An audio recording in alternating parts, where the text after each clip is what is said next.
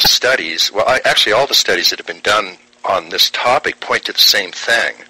And that is, if you use a very sophisticated scale of psychological stages, such as the Jane Lovinger scale of development, she has about 8 or 9 stages of self-development. And what they found is that meditation doesn't allow people to skip stages, but it does accelerate the speed that they move through them.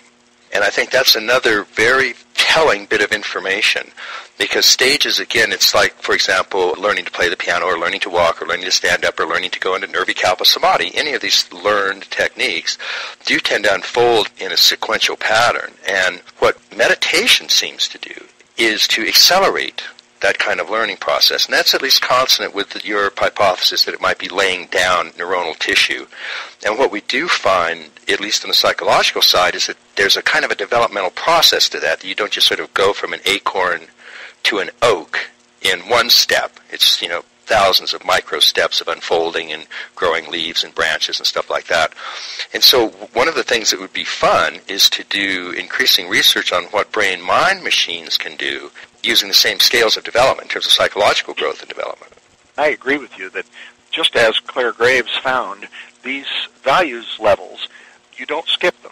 An individual has to go through these levels sequentially. Yeah. And the same thing does happen with stages of self-awareness and stages of consciousness. So that's what you found using that holosync technology, that people do flower in a fairly sequential unfolding?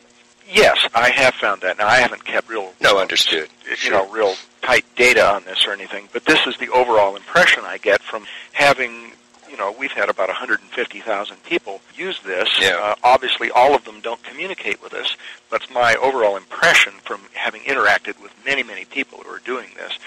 The fly in the ointment, if you want to call it that, is that some people are very resistant sometimes to giving up some of their defensive structures that are standing in the way of them going to the next level. Yeah. And I've kind of identified a real key thing that I think is going on with these people.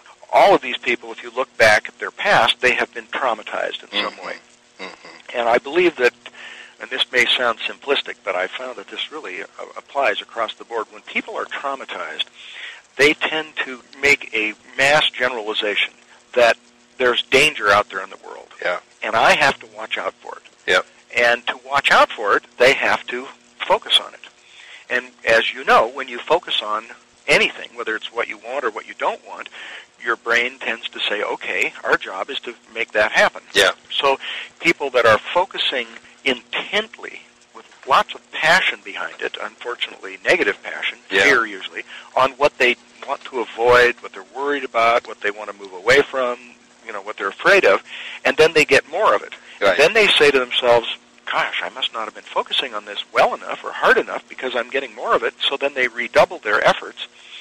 And I finally came to the conclusion that any bad feeling and any part of a person's life that is not working, you can trace it back to the fact that they are focusing on what they do not want. Yeah. And people, then you could say, well, personal growth programs, to really generalize that, personal growth programs are really all ways that someone has devised to get someone to take their focus off of what they're afraid of and put it on what they want.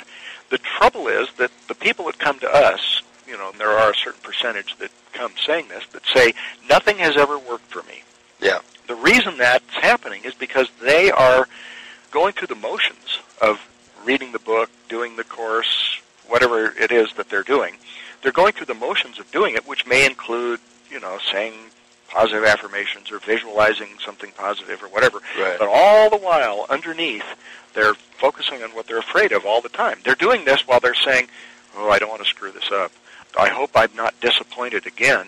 And they're running all this stuff all the time about what they don't want. Which locks it in place. Right, and the amount of time that they're spending actually doing these exercises, whatever they are, versus the rest of the time that their mind is zooming along doing all this stuff, the positive time is such a small percentage. Yeah. So I really try to get people to begin to notice how much of that they're doing and to replace those thoughts with thoughts of what they want. Right. Now, there's really a higher level than that, which is to stand back and just watch the whole thing. Right. The witness. And not even try to do anything with it, but just observe it, which actually works better.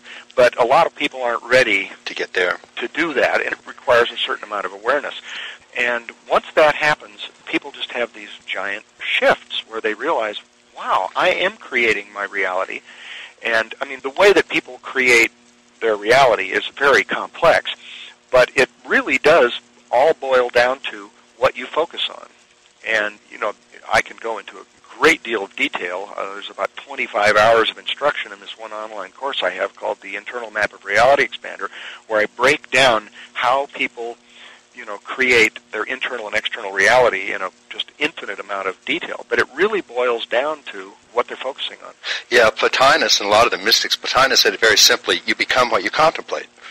Yeah, so if you're contemplating contraction, you become contraction. If you're contemplating fear, you become fear. I mean, basically, it's a self-referential, self-fulfilling prophecy. Yeah, this is old news. The thing that I've noticed, though, is that if you took a poll of the 150, I don't think all 150,000 people we've had as customers are all currently, you know, doing